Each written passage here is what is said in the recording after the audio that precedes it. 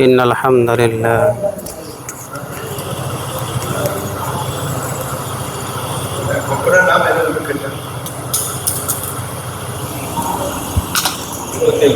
এখানে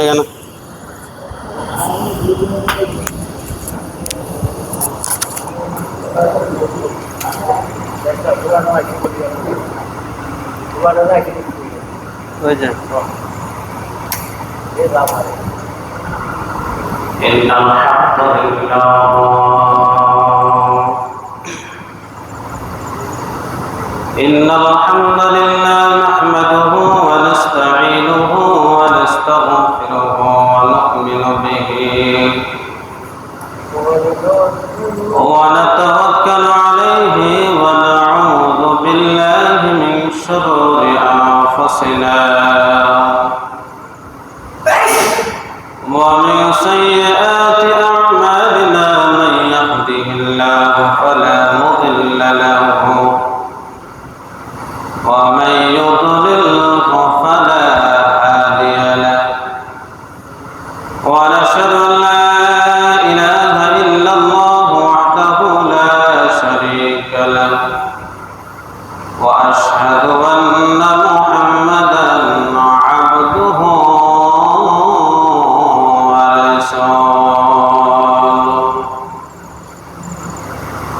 أما بعد فقد قال الله تعالى في كلامه المجيد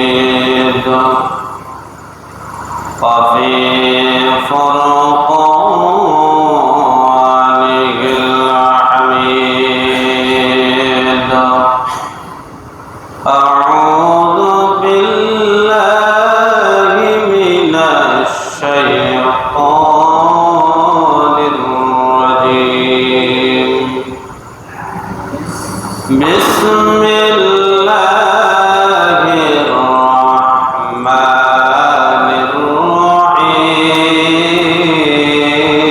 الرحيم ومن أحسن قولا ممن دعا إلى الله وعمل صالحا وقال إنني من المسلمين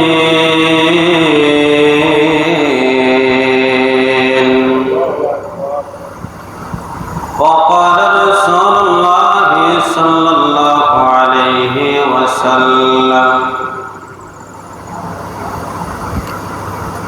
كفى بالمرء كذبا أن يحدث بكل ما سمع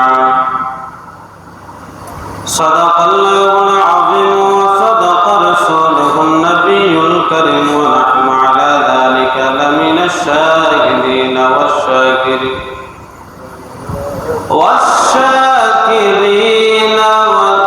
والذاكرين والحمد لله رب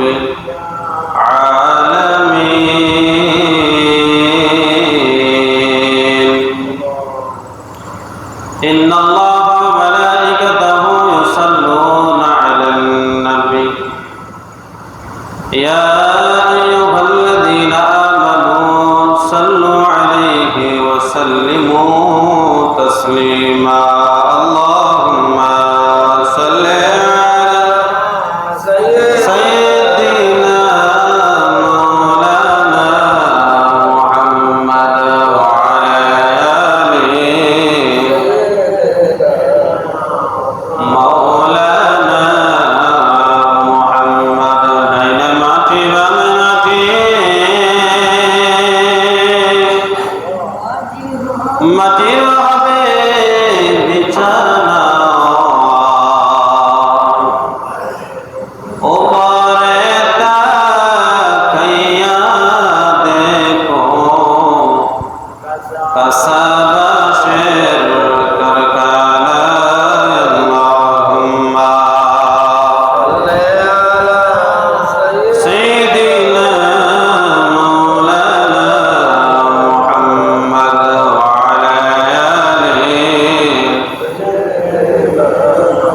مولانا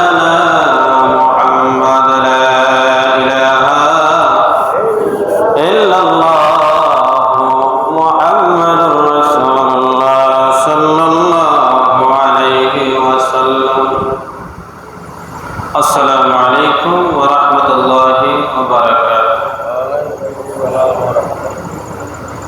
আল্লাহ রাব্বুল আলামিনের দরবারে অসংখ্য গণিত শুকর ও সুজুদ যে আল্লাহ পাক অত্যন্ত দয়া করে মায়া করে মহব্বত করে আল্লাহ রাব্বুল আলামিনের ঘরে আসার এবং বসার তৌফিক দিয়েছেন তার জন্য আমরা অন্তরস্থল থেকে মহব্বতের জোরে সোরে বলে আলহামদুলিল্লাহ। আজকে আলোচনার বিষয় হলো আযানের ফজিলত। কিসের ফজিলত? আযানের ইতিহাস এবং আযানের ফজিলত। অনেকে আছে আযান দিতে জানে না, তারপরে চেষ্টা করে না। অনেকে আছে জানে, তারপরে আযান দেয় না। ফজিলত যদি জানেন অন্তত পক্ষে আগ্রহ হইব, কি হবে? আগ্রহ হবে। তার জন্য ফজিলত গুলা বলবো, খুব মনোযোগ সহকারে শুনবেন। ইসলামের যখন রাসূলুল্লাহ সাল্লাল্লাহু আলাইহি ওয়াসাল্লাম প্রথম এবং নবম এবং দশম এর মধ্যে মতভেদ রয়েছে। মতভেদ রয়েছে যে কোন সময় থেকে আযান। ধরেন প্রথম হিজরির দিকে যখন মসজিদে নববী নির্মাণ করা হয়েছে, কি নির্মাণ করা হয়েছে? আল্লাহ রাসূলের মসজিদ যখন নির্মাণ করা হয়েছে তখন সকল সাহাবীদেরকে নিয়ে পরামর্শের মধ্যে বসছে। কিসের মধ্যে? সকল সাহাবীদেরকে, বড় বড় সাহাবীদেরকে নিয়ে পরামর্শ বসলেন। আল্লাহর নবী বললেন, ও সাহাবীরা, আমরা তো মসজিদের নববী নির্মাণ করলাম, এখন মানুষকে আযান দিব, মানুষকে নামাজের জন্য কিভাবে মানুষকে আহ্বান করা যায়, কিভাবে মানুষকে মসজিদের দিকে ডাকা যায়? পাঁচ ওয়াক্ত আযানের সময় মসজিদে মানুষ উপস্থিত হবে, কিভাবে তাদেরকে ডাকলে আসবে? কিছু সংখ্যক ডাক দিয়া বলেন, ইয়া রাসূলুল্লাহ, আমরা যদি ঘন্টা বাজাই তাহলে নামাজের সময় হয়েছে, মানুষ বলবে। আর একজন বললেন, না না, একটি বাঁশের মধ্যে আগুন লাগাইয়া সারা এলাকায় ঘুরবো নামাজের সময় হলে। নবী বললেন, না না, এইভাবে হবে না। আর একজন বলতেছে, বাঁশি নিয়ে, বাঁশি আযানের সময় হলে, নামাজের সময় হলে বাঁশি ফু দিয়া মানুষদেরকে জানিয়ে দেওয়া হবে আযানের নামাজের সময় হয়ে গেছে। এইভাবে সকল সাহাবীদের একটা মতামত আমার নবীর পছন্দ হয় নাই। একদিন যখন আব্দুল্লাহ ইবনে যায়েদ রাদিয়াল্লাহু তাআলা আনহু দেখতে লাগলেন একটা ঘন্টা নিয়ে একজন মানুষ চইলা যাইতেছে আর ঘন্টা বাজাইতেছে, বললেন, ও ভাই, তোমার ঘন্টা কি তুমি বিক্রি করবা? বললেন, না না, কিসের জন্য তুমি ঘন্টা নিবা? বলো, মুসলমানদের যখন নামাজ শুরু হয়, নামাজের ওয়াক্ত শুরু হয়, তখন ওই ঘন্টা দিয়ে বাড়ি দিব, এটা আপনার থেকে ক্রয় করতে চাই, আপনার থেকে কিনতে চাই। আব্দুল্লাহ ইবনে যায়েদকে ডাক দিয়া বলো, ও নবীর সাহাবী, তোমাকে উত্তম বাক্যগুলো আমি শিখিয়ে দেব। বললেন, কিসের বাক্য? বলেন, এমন ভাবে আহ্বান করবেন। বলে, কিভাবে? বলে, নামাজের জন্য আল্লাহু আকবার, আল্লাহু আকবার মানুষদেরকে ডাকা শুরু করবেন। ওই ঘন্টাওয়ালা আযান শিখাইয়া দিছে। শুধু তাই নয়, আল্লাহর নবী বললেন, এর পরের দিন সকালে আব্দুল্লাহ ইবনে যায়েদ বললেন, নবী আমার একটা স্বপ্ন দেখছি। বলে, কি স্বপ্ন দেখছো? বলে, ওই আযানের বাক্যগুলা, কিভাবে মানুষদেরকে নামাজের পথে আকৃষ্ট করা যায়, কিভাবে মানুষদেরকে নামাজের পথে ডাকা যায়, ওয়াক্ত শুরু হয়ে গেলে মানুষদেরকে কিভাবে ডাকবো, ওইটা আমি স্বপ্নে দেখছি।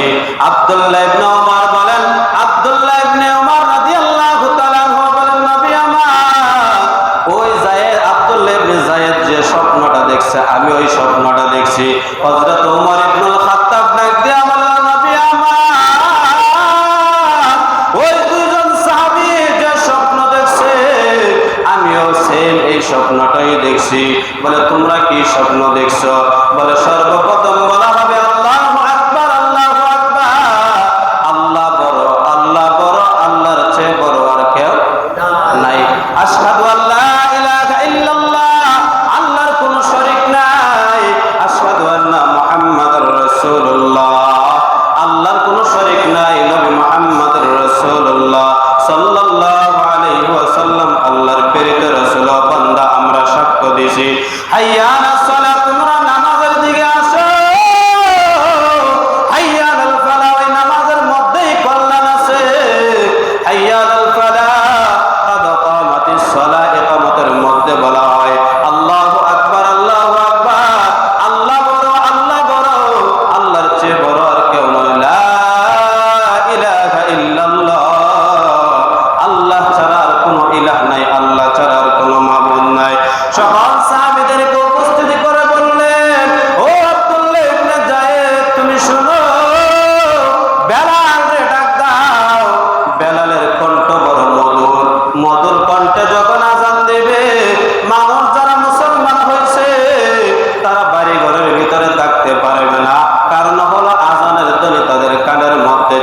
যাবে। ও আব্দুল্লাহ ইবনে যায়েদ, তুমি শোনাও,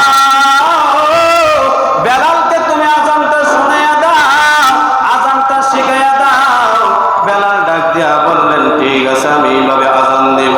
নবীজি ডাক দিয়া বললেন, ফজরের সময় তোমরা দুইটা বাক্য তোমরা লাগাইয়া দিও। কয়টা? সবাই খেয়াল, কয়টা?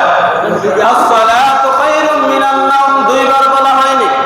কিসের সময়? ফজরের সময় বলা হয়। মানুষগুলা ঘুমিয়ে থাকবে, সাধারণ ঘুমের মতো, সাধারণ নামাজের মতো মনে করবে। তোমরা যখন এই দুইটা বাক্য লাগাই দিবা, আমি নবী জানাই দিলাম, আসসালাতু খায়রুম মিনান নাওম, তারা ঘুমিয়ে আছে, তাদের কানের মধ্যে যাবে আসসালাতু খায়রুম মিনান নাওম, ঘুমের চেয়ে নামাজ উত্তম। ঘুমের চেয়ে নামাজ উত্তম। এই বাক্যগুলো তারা শুনবে, তাদের কানের মধ্যে পৌঁছে যাবে, তখন তারা ঘুমিয়ে থাকতে পারবে না, তারা অবশ্যই অবশ্যই নামাজের মধ্যে চলে আসবে। তখন থেকে নামাজের এবং আযানের সূচনা হয় আযানের মাধ্যমে। সুবহান। কিসের মাধ্যমে? এক নম্বর আযানের ফজিলত, আযান যে দিবেন, আল্লাহর নবী বললেন তার জীবনের গুনাহ আল্লাহ মাফ করে দিবেন। কি করে দিবেন? আল্লাহ মাফ করে দিবেন। শুধু তাই নয়, আল্লাহর নবী বিশ্ব নবী রাহমাতুল লিল আলামিন জানায় দিলেন, মুসলিম শরীফের হাদিসের 724 নম্বর হাদিসের মধ্যে আল্লাহর নবী বললেন, যে ব্যক্তি আযান দিবে, ওই ব্যক্তির আযানের কণ্ঠ যত দূর যাবে, আযানের চাওয়ান যত দূর যাবে, গাছ পাতা তরুলতা পশু পাখি যা কিছুই শুনবে, ওই মুয়াজ্জিনের জন্য তারা দোয়া করতে থাকে। কি করতে থাকে? শুধু তাই নয়, হাদিস শরীফের মধ্যে আছে আযানের 2 নম্বর ফজিলত, কিয়ামতের ময়দানে মুয়াজ্জিনের গর্দান সবচেয়ে উঁচু থাকবে। সুবহানাল্লাহ। কি থাকবে? গর্দান উঁচু থাকবে। আল্লাহর নবী বললেন, কিছু কিছু সংখ্যক লোক ডাক দেয়া বলে, ও আল্লাহ, ওই মানুষটাকে দেখা যায় তার গর্দান সবচেয়ে একবার উঁচু, কিন্তু দুনিয়ার জমিনে একদম বাটি ছিল, একবারে ছোট্ট মানুষ ছিল, বাইটটা ছিল, কিন্তু এই মানুষটার গর্দান দেখা যাচ্ছে আজকে হাসরের ময়দানে লক্ষ লক্ষ কোটি কোটি বিলিয়ন বিলিয়ন মানুষের উপরে তার মাথা। দুনিয়ার জমিনে তারা কি করছিল? বললেন, তারা মানুষকে নামাজের প্রতি আহ্বান করেছিল, তার জন্য তাদের মাথা আজকে সবার উঁচু হয়ে গেছে। তাহলে আযান দেওয়ার দরকার আছে না নাই? আপনার গা উঁচু করার দরকার আছে না নাই? মর্যাদা বাড়ানোর দরকার আছে না নাই? 2 নম্বর ফজিলত। 3 নম্বর আযানের ফজিলত, আযান শুনে তার উত্তর দিলে আল্লাহর নবী বললেন তার জীবনের গুনাহ মাফ করে দাও। সুবহানাল্লাহ। আযান শুনে উত্তর কিভাবে দিলেন? বলে, মুয়াজ্জিন যেইভাবে বলছে, মুয়াজ্জিন কি যেইভাবে বলছে এইভাবে দিবেন। শুধু 2টা বাক্য বেশ করুন। বলে, 2টা বাক্য কিভাবে বেশ করবো? বলে, হাইয়া আলাস সালাহ এবং হাইয়া আলাল ফালাহ বলার সময় মুয়াজ্জিন যখন হাইয়া আলাস সালাহ হাইয়া আলাল ফালাহ বলবে, তখন আমরা বলবো লা হাওলা ওয়ালা কুওয়াতা ইল্লা বিল্লাহিল আলিয়্যিল আযীম। যখন বলবো তখন শয়তান আমাদের থেকে দূর হইয়া যাবে। শুধু তাই নয়, আল্লাহর নবী বললেন, উত্তর দিলে কি হবে জানেন? আপনার জীবনের গুনাহ আল্লাহ রাব্বুল আলামিন মাফ করে দিবেন। শুধু তাই নয়, আযান শোনার পর যারা দোয়া শুনবে এবং অন্তর দিয়ে তারা দোয়া করবে, তারা প্রশংসার সাথে ঈমানের সাথে যারা দোয়া করবে আযানের পরে, আল্লাহর নবী বললেন, কিয়ামতের ময়দানে তাদের জন্য জান্নাত ওয়াজিব হয়ে যাবে। সুবহানাল্লাহ। জান্নাত কি? দোয়া করতে হইব কিনা? আল্লাহুম্মা রাব্ব হাযিহি দাওয়াতিত তাম্মা ওয়াস সালাতিল কাইমা আতি মুহাম্মাদানিল ওয়াসিলাতা ওয়াল ফাদিলা ওয়াবআসহু মাকামান মাহমুদান আল্লাযী ওয়া'আদতা। এতটুক পর্যন্ত হলো আযানের দোয়া। এই দোয়া যদি পড়তে পারি রেগুলার, প্রতিদিন যদি 5 ওয়াক্ত আযানের পরে পড়তে পারি, আমার নবী বললেন তার জন্য জান্নাত ওয়াজিব হয়ে যায়। 4 নম্বর হলো নবীজি সাল্লাল্লাহু আলাইহি ওয়াসাল্লাম বলেন, আযানের ফজিলত কি বলতে বলেন, যারা আযানের পরে নবীর উপরে দরুদ পড়বে এবং কি দোয়া করবে, করে সাল্লাল্লাহু আলাইহি ওয়াসাল্লাম অন্তত পক্ষে এইটা বলবে। নবীজি বললেন, আমি নবী তাদেরকে শাফায়াত করব। কি করবে? নবীর শাফায়াত মানে হলো আপনি লক্ষ লক্ষ গুনাহ করছেন, সাগর পরিমাণ গুনাহ করছেন, পাহাড় পরিমাণ গুনাহ করেছেন, আমার নবী যদি সুপারিশ করে আমাদের জন্য আল্লাহ জান্নাত দান করে দিবে। এটার নাম হলো গুনাহ থাকা অবস্থায় আমার নবী যদি আল্লাহকে বলে, আল্লাহ আপনি তো আমার বন্ধু, আমার কান্না আপনি সহ্য করতে পারেন না, আমার কষ্ট আপনি সহ্য করতে পারেন না, ওই বান্দাকে দেখতেছেন তারা আমার নামায় কোন ধরনের কোন নেকি নাই, শুধু ঈমানটুকু আছে, ওই ব্যক্তি আমার উপরে 5 ওয়াক্ত আযানের পরে দরুদ পড়তো, ও আল্লাহ আপনি তো দুনিয়ার জমিনে আমার কষ্ট সহ্য করতে পারেন নাই, আমি আল্লাহ আপনার কাছে চাইতেছি আমার ওই উম্মতকে আপনি মাফ করে দেন। আল্লাহ বলবেন, আপনি নবী বলছে আর আমি মাফ করব না, তা হতে পারে না, আমার বান্দারে আমি মাফ করে দিলাম। তাহলে দুরূদ করার দরকার আছে না নাই? দোয়া করার দরকার আছে না নাই? 5 নম্বর আযানের প্রথম আযান যারা দিবে কি ধরনের ফজিলত নবী বললেন। আর যারা প্রথম কাতারে বলে, দুইটা কথা মনে রাখবেন। 1 নম্বর হলো যারা আযান দেয় আর প্রথম কাতারে বসে, তারা যদি জানতো কতটুকু ফজিলত, তাহলে লটারি দিয়া হইল তারা আযান দিত। লটারি দেওয়া হলো আযান দিত, লটারি দেওয়া হলো প্রথম কাতারে বসতো। কিন্তু আমাদের কি কপাল পরে, সবার আগে সব কোনা দখল করে। কি দখল করে? মসজিদের কোনা দখল করে, ফিলার দখল করে, কিন্তু প্রথম কাতারে বসে নাই।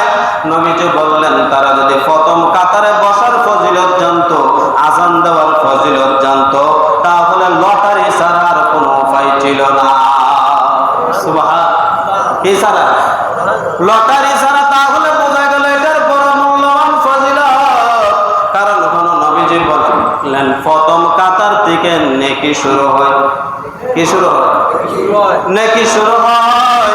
একটা কথা মনে রাখবেন, যদি আপনার বাবার সামনে বসে আপনার বাবার সম্মান করতে গিয়ে আপনি পিছনের কাতারে চলে যাবেন, আপনার চাচা যদি সামনে বসে আপনি সম্মান করতে গিয়ে পিছনে বসবেন, আপনার জেঠা যদি সামনে বসে আপনি সম্মানের কাতারে গিয়ে পিছনে বসবেন।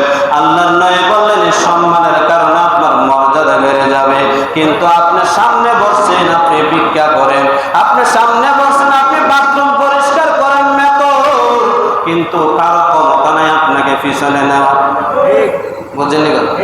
আসলে ক্ষমতা কারো ক্ষমতা নাই। কারণ হলো নবীজি বললেন, মসজিদে কোনো ক্ষমতাগিরি চলবে।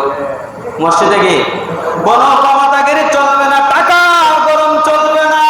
কোটি কোটি টাকা আছে, আপনাকে যদি মসজিদে সম্মান না দেয় কোনো কিছু করার নাই। কারণ হলো মসজিদে যেখানে জায়গা পাবেন সেখানেই বসবেন, কারো গার ডিঙ্গায় প্রথম কাতারে বসার দরকার নাই। যেখানে পাইছেন এখানে বসবেন, কারো সঙ্গে ঝামেলা করা দরকার নাই।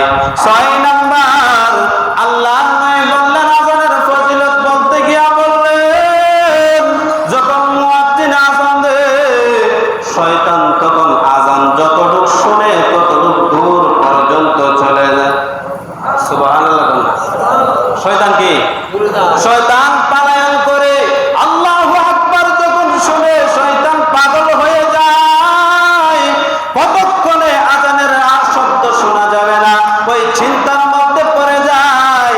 দেখবেন আযানের সময় কুকুর কান্নাকাটি করে। কি কান্নাকাটি করে? বেশিরভাগ কুকুর দেখবেন অন্য সময় কান্নাকাটি করে না। যখন আযানের ধ্বনি কানের মধ্যে চলে যায়, কুকুর দেখবেন কান্নাকাটি শুরু করে। তাফসীরের মধ্যে দেখলাম কুকুরের ভিতরে শয়তান গিয়া বাসা বাঁধতে যায়, শয়তান গিয়া ঢুকতে চায়।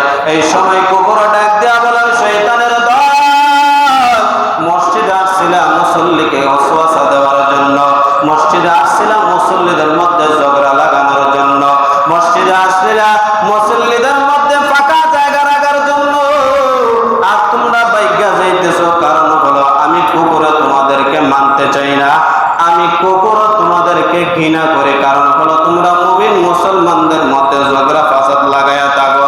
ওই কারণে শয়তান কান্নাকাটি শুরু করে দেয়। কুকুর যখন চিৎকার শুরু করে দেয়, বলে শয়তান দূর হয়ে যা, দূর হয়ে যা। শয়তান জোরে গিয়া তাদের পেটের ভিতরে প্রবেশ করে।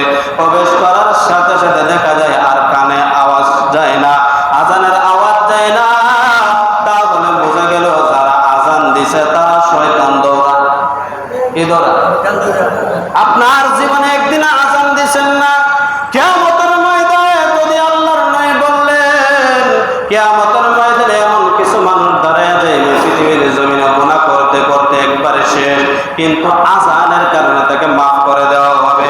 আল্লাহর সামনে গিয়ে বলবে, আল্লাহ দুনিয়ার জমিনে কোনো কিছু করতে পারেনি, শুধু ঈমানটা নিয়ে আসছি। বলে আর কি নিয়ে আসছো? বলে ঈমান ছাড়া আর কোনো কিছু আনি না, 5 ওয়াক্ত আজান দিতাম। বলে 5 ওয়াক্ত আজান দিতাম। বলে 5 ওয়াক্ত আজানের মেডিসিন জানো? পৃথিবীর জমিনে শয়তান কোনো মানুষ দৌড়াইতে পারে না, কিন্তু তুমি 5 বেলা শয়তান দৌড়াইছো। কয় বেলা? 5 বেলা শয়তান দৌড়াইছো। যদিও শয়তান চলে যায়, কিন্তু কিছু কিছু মানুষ শয়তান জাগাত বয়া শয়তানি করে। আছে না না? মানুষ শয়তান বড় মারাত্মক। তাহলে এই দিকে আমরা না যাই। আল্লাহর নবী বললেন, আজান শোনার সাথে সাথে শয়তান বায়ু ছাড়তে ছাড়তে, বাতাস ছাড়তে ছাড়তে দৌড়া শুরু করে। 7 নম্বর আজান শোনা উত্তর দেওয়া সুন্নাত। আজানের উত্তরগুলা দিবে। অনেকে দেখবেন আজানের সময় গুজারি করে। আছে না? বাহিরে একটা গোল মিটিং দেয়, আজান শুনে না একজন আরেকজনের সঙ্গে কথা বলে। আল্লাহর নবী বললেন, আজান শোনা সুন্নাত, আজানের উত্তর দেওয়া সুন্নাত। বলে হুজুর আজানের উত্তর আমরা কিভাবে দেব? একটু আগেও বলছি, এখনো ভালো করে শুনে নেন। আজানের উত্তর দেওয়া বড় ফজিলতপূর্ণ কাজ। 1 নম্বর মুয়াজ্জিন যখন বলবে আল্লাহু আকবার, আল্লাহু আকবার, আপনিও সাথে সাথে বলবেন আল্লাহু আকবার, আল্লাহু আকবার। মুয়াজ্জিন যখন বলবে আশহাদু আল্লা ইলাহা ইল্লাল্লাহ, আশহাদু আল্লা ইলাহা ইল্লাল্লাহ, আপনিও সাথে সাথে বলবেন আশহাদু আল্লা ইলাহা ইল্লাল্লাহ, আশহাদু আল্লা ইলাহা ইল্লাল্লাহ। মুয়াজ্জিন যখন বলবে আশহাদু আন্না মুহাম্মাদুর রাসূলুল্লাহ, আশহাদু আন্না মুহাম্মাদুর রাসূলুল্লাহ, আপনিও বলবেন আশহাদু আন্না মুহাম্মাদুর রাসূলুল্লাহ, আশহাদু আন্না মুহাম্মাদুর রাসূলুল্লাহ। মুয়াজ্জিন যখন বলবে হাইয়া আলাস সালাহ, আপনি বলবেন লা হাওলা ওয়ালা কুওয়াতা ইল্লা বিল্লাহ। মুয়াজ্জিন যখন বলবে হাইয়া আলাল ফালাহ, আপনি তখন বলবেন লা হাওলা ওয়ালা কুওয়াতা ইল্লা বিল্লাহ। ফজরের সময় একটা শব্দ বেশি, ওই শব্দটা হলো সালাতু খায়রুম মিনান নাওম। ওই শব্দটা শুনে আপনারা বলবেন সাদাকতা ওয়া বাররাতা। তখন বলবে মুয়াজ্জিন আল্লাহু আকবার, আল্লাহু আকবার, আপনারা বলবেন আল্লাহু আকবার, আল্লাহু আকবার। মুয়াজ্জিন সাহেব যখন বলবে লা ইলাহা ইল্লাল্লাহ, আপনারা বলবেন লা ইলাহা ইল্লাল্লাহ। এটা মনে থাকবেনি? এখন ইনশাআল্লাহ আর কোনো কথা কইবেন? হ্যাঁ, দোকানপাট রাস্তাঘাট যেখানেই থাকেন আজানের জবাব দিবেন। কি দিবেন?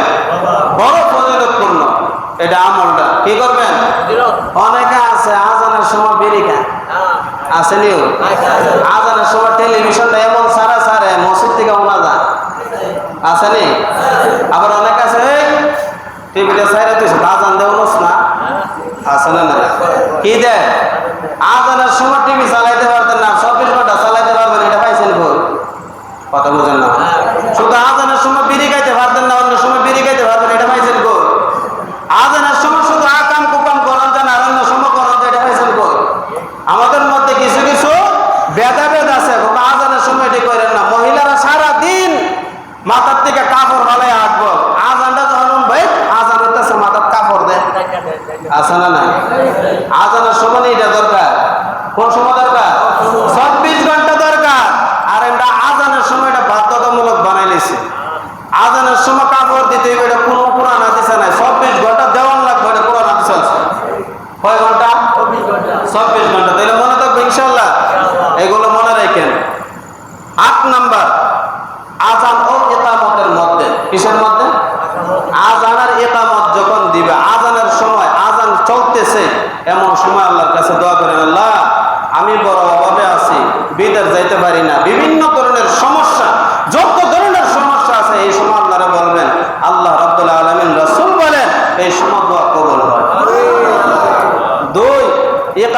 সময় অনেকে আছে একামত কই কাতার সোজা করবে একটা বালাপুরা শিখাইতেছে কোন বালা আইসুদ্রি কিতা করস রে কই আমাদের বলে ঝামেলা হয়েছিল এটা উঠতস নেই আমাদের একামত চলতেছে আমাদের কি চলতেছে একামত চলতেছে একামত অর্থ কি নামাজ শুরু হয়েছে তাড়াতাড়ি নামাজের নেখা রইবা কি করবো নামাজে দাঁড়ানোর জন্য নামাজে তাড়াতাড়ি দাঁড়াও কাতার সোজা করো কথা বলা যাবে না এই সময় যদি কেউ দোয়া করতে পারে একামত চলতেছে এমন সময় দোয়া করতে পারে রাসূল বলেন তার দোয়া 100% কবুল হবে সত্য কথা আমি বলি একামতের সময় বিশেষ করে আমি দোয়া করি একামতের সময় একামত চলাকালীন সময় যে হতে পারেন যে ধরনের দোয়া পারেন এই ধরনের দোয়া করবেন আল্লাহ কবুল করে নেবেন আল্লাহ কিসের সময় আযান একামতের সময় রাসূল বললেন এই সময় দোয়া করলেই কবুল 9 নম্বর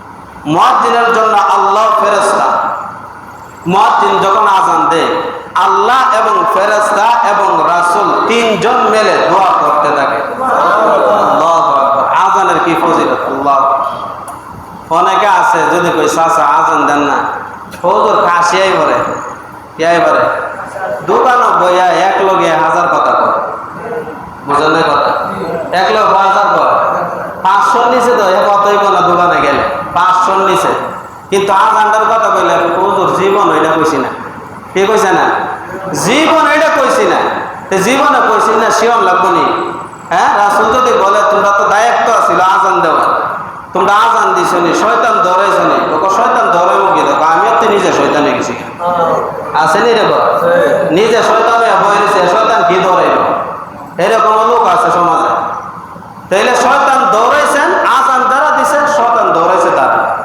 শয়তান কি দৌড়াইছে তারা তাহলে আমি বলছিলাম যে আল্লাহ এবং ফেরেশতা এবং রাসূল আযান দেনওয়ালা আযান যে দেয় তার জন্য 24 ঘন্টাই দোয়া করতে থাকে আল্লাহু আকবার 9 নম্বর 10 নম্বর হলো আযান ইসলামের অন্যতম মহা নির্দেশনা আযান কি বড় একটা নিদর্শন হলো আযান আযান কিভাবে নিদর্শন জাহিলি যুগের মধ্যে রাসূল যখন আসছে আযান যখন শুরু হয়েছে মুসলমান এবং হিন্দু খ্রিস্টান বৌদ্ধদের মধ্যে নামাজে ঘাটা আইছে এবং আইছে না এদের মধ্যে পার্থক্য ছিল মুসলমান এবং ইহুদি মুসলমান এবং যেটি মুসলমান এটি কই আইছে কথা বলে কই আইছে মসজিদ আর যদি হিন্দুর বাচ্চা ইহুদির বাচ্চা নাসারার বাচ্চা এটি দোকানে বয়ে রয়েছে বুঝে নাই কথা বই বয়ে রয়েছে ও দোকানে বয়ে রয়েছে আইনের রাস্তার মধ্যে কারে রয়েছে